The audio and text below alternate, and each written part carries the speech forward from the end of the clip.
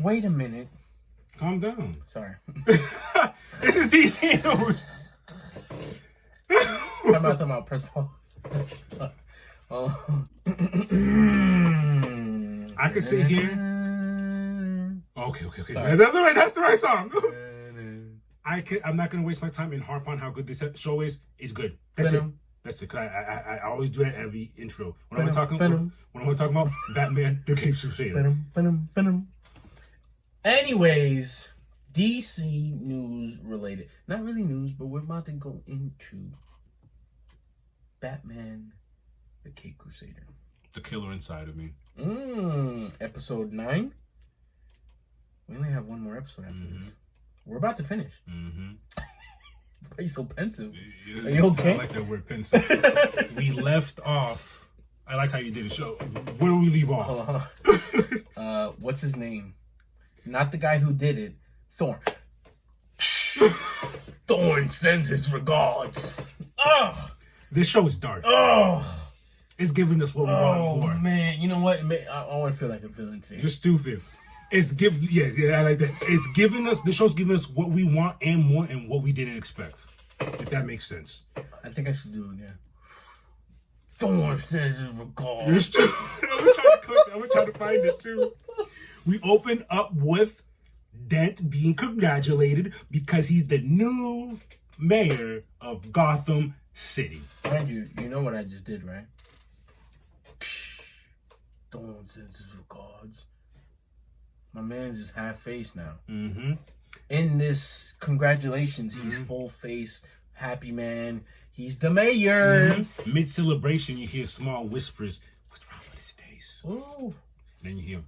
You know what I didn't like? In the subtitles it said Man 2. And Man 2 was Batman's voice. I'm like, why you have to do that to him like that? Then you hear whispers of monster, and the monsters get larger and bigger, and then this whole room starts calling them names. It's not okay. It's not okay. Come to know, Harvey wakes up from having a nightmare. He has bandages on the right side of his face because, like we said, we left off the last episode where he gets acid in his face. And he's in they presented it well. He's in his apartment. His apartment looks like he hasn't been taking care of it. You got Chinese takeout on the floor. You got booze all over. Clothes. It's bad. You got all his portraits and running for mayor stuff in a box. It's not looking good. He turns on the TV and we get pretty much an update of what's going on. And a guy by the name of, let me check what his name is, Peter Mitchell, is put in Harvey's place now that he's out of commission. Now, and mind you, this is what I liked and what you liked also throughout the whole episode. You see Harvey having these conflict or these arguments with himself. You slowly see him mentally break down. You see a softer Harvey and he was a slime anyway. It's crazy because he goes, when it's announced Peter Mitchell was taking his place, he goes, yeah, it had to be Peter Mitchell. He's a great guy. And in an instant, he goes, he was jealous of me all this time. Perfect. That's how it started. Thank you. He's so pissed now he breaks the TV proclaiming that they will all pay. We get into the intro. When we get back from the intro, the commissioner is having a meeting with everybody, full of blast, the whole gang, and he's complaining about why they haven't found the person who assaulted Harvey Dent.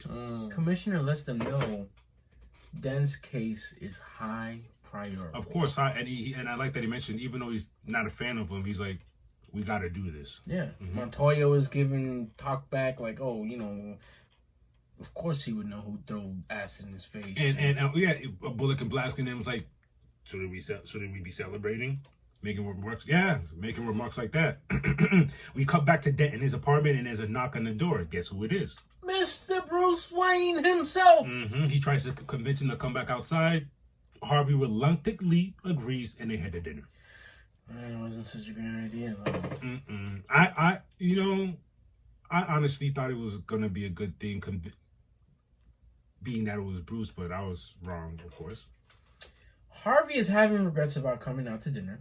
Bruce asks him what happened, but Dent says he doesn't know who did it. But you have to see the look in his face when he says he doesn't know who did it.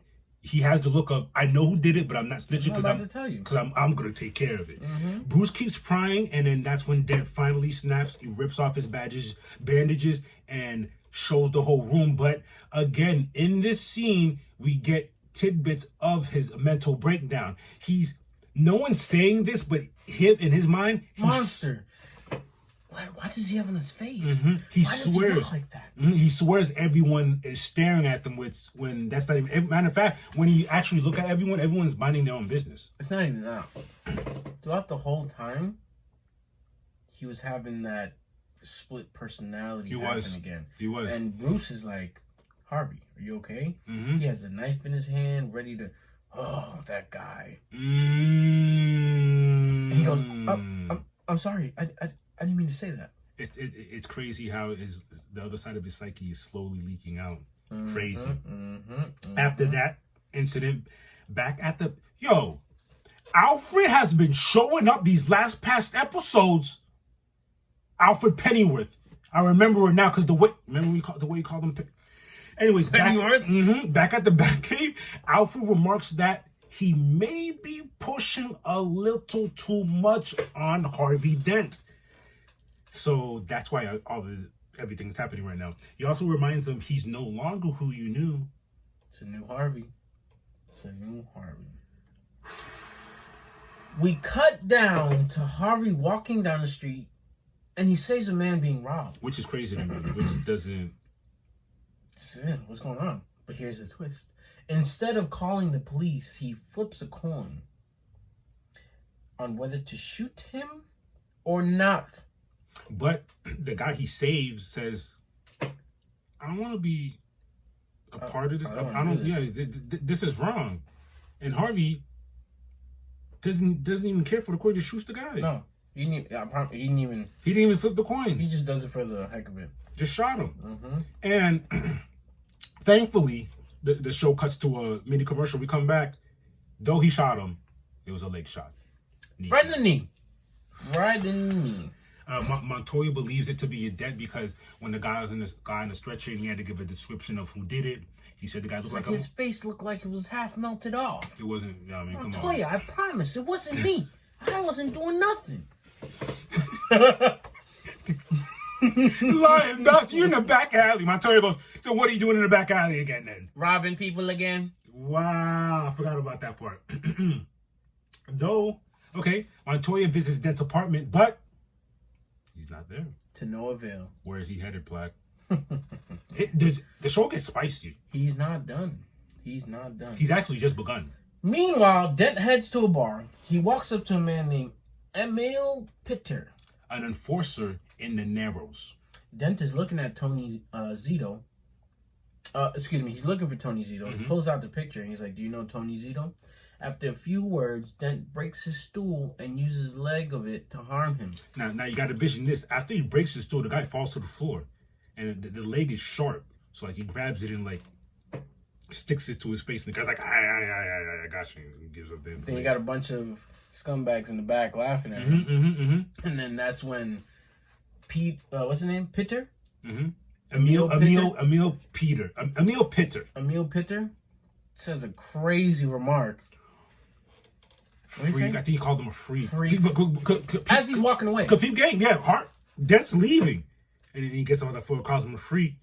Man, he beat that man so bad. All you hear is dun. It's so bad that all of the criminals in there start running out of the building. The criminals. They're like, whoa, I'm not getting involved in this.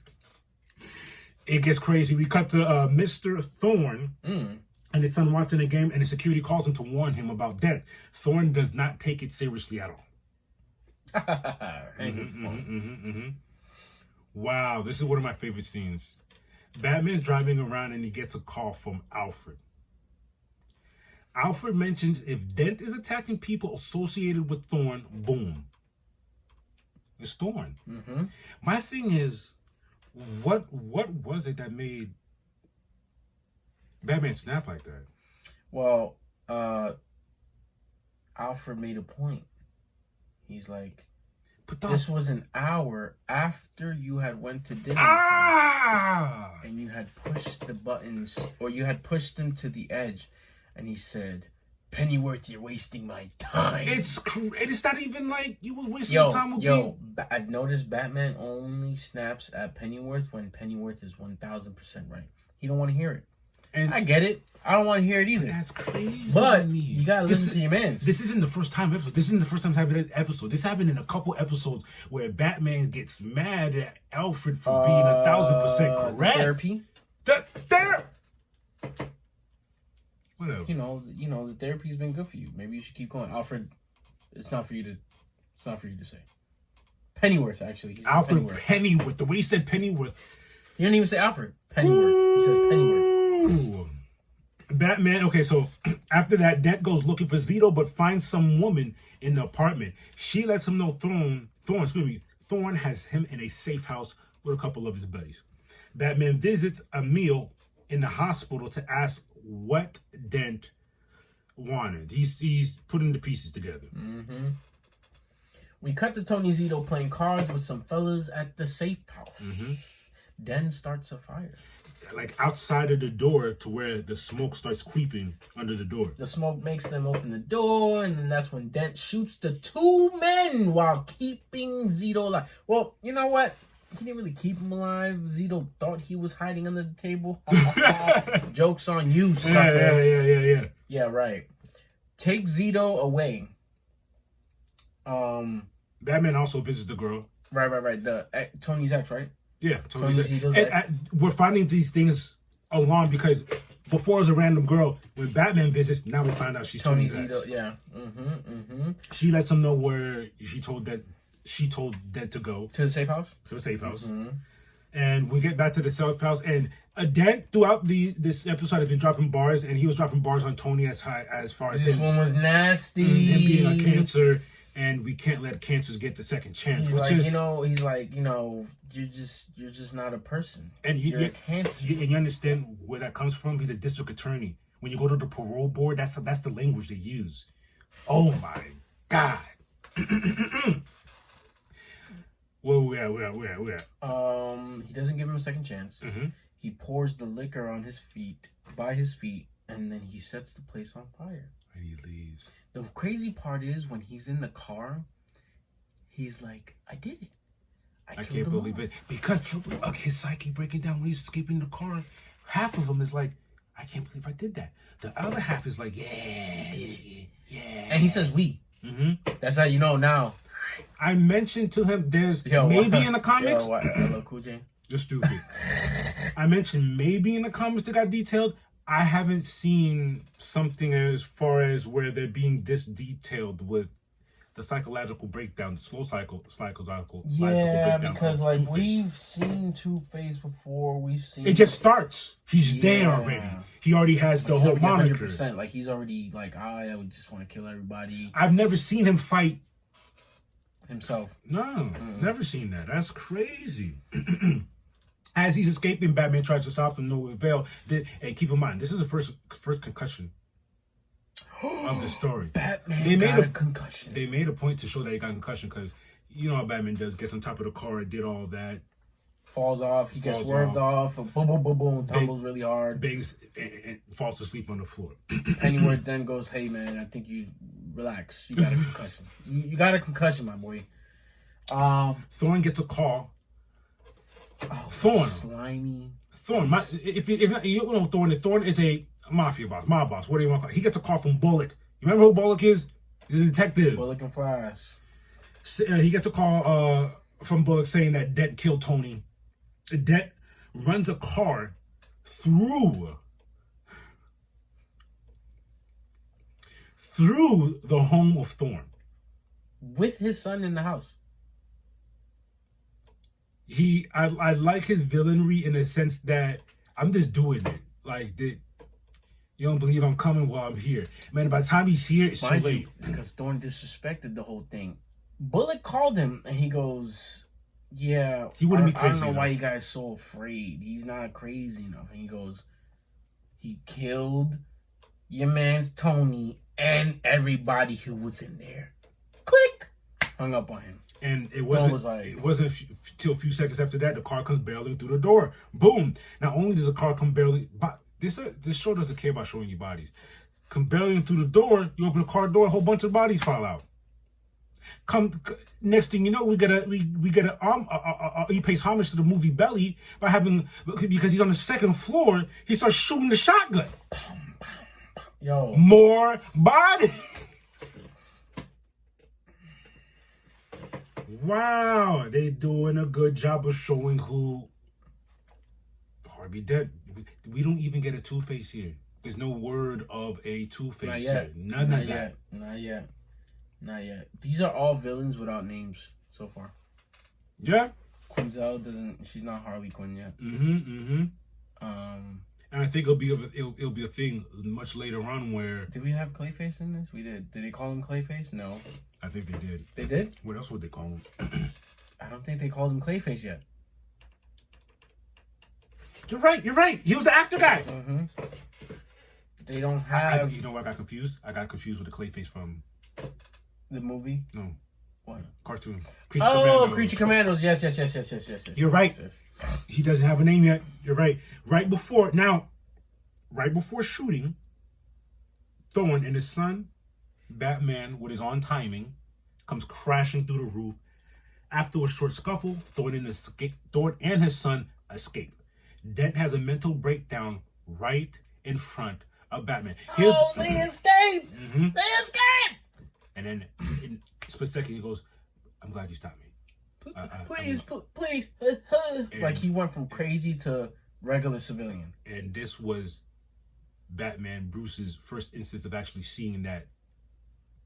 And it's like, if Alfred was 1,000% right before, now he's 2,000% right before. Like you see the evidence right in front of you, bro.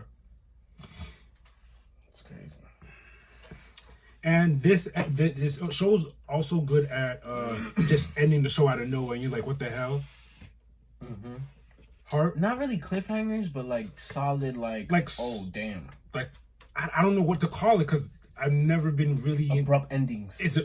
Abrupt endings. Because while we cut to a scene of Harvey Dent locked up, police officer walks through his cell, says, "Your lawyer's here," which is crazy to me. What lawyer? Who is it, Plaque? Barbara! And the show is like just like that. We only have one more episode left. It's about to be crazy. And this looks like, without this being a two-parter, it looks like it's a two-parter because it doesn't say that this is part one or anything, but the next episode... but how are we going to end this? You got a lawyer who's not your lawyer, Barbara, of all people, who doesn't like defending these kind of people. You know what I'm saying? Well, nah. She's coming to defend Harvey. Yeah. Not. Yeah. What? All I know is next episode, I think they're going to delve deeper into him losing his mind. And then we're going to get more coin, more of that. All in all, I'm really liking this series. Love it. I have no complaints. It's definitely going to get a season 2. And, for sure, it has to. And we mentioned this before. We watched My Adventures of Superman. Great show. It is so bright and sunshiny compared to Cape Crusader. And that is not even a knock on it because My Adventures is great. It's awesome from beginning to end. And the way that Cape Crusader goes, it's so dark and detective-y, and so the other way is great in its own way too. But it's exactly the story of both characters. Yeah. One's the knight in shining armor, and the other one's just the knight in the dark. It's crazy. It's at night. I do the things where no one sees in the shadows. I don't want to be front page. I don't. No. Let me just keep lurking in my cave. I'll take care of the scums of the street, clean it up, and Superman, you. And one commonality they have, the one thing they have common is bringing justice. Yeah. That's crazy, man. But yeah, it's about to end. Trust me. Once you start, you won't be able to stop. And on that note, that's it for DC News Batman Cape Crusader.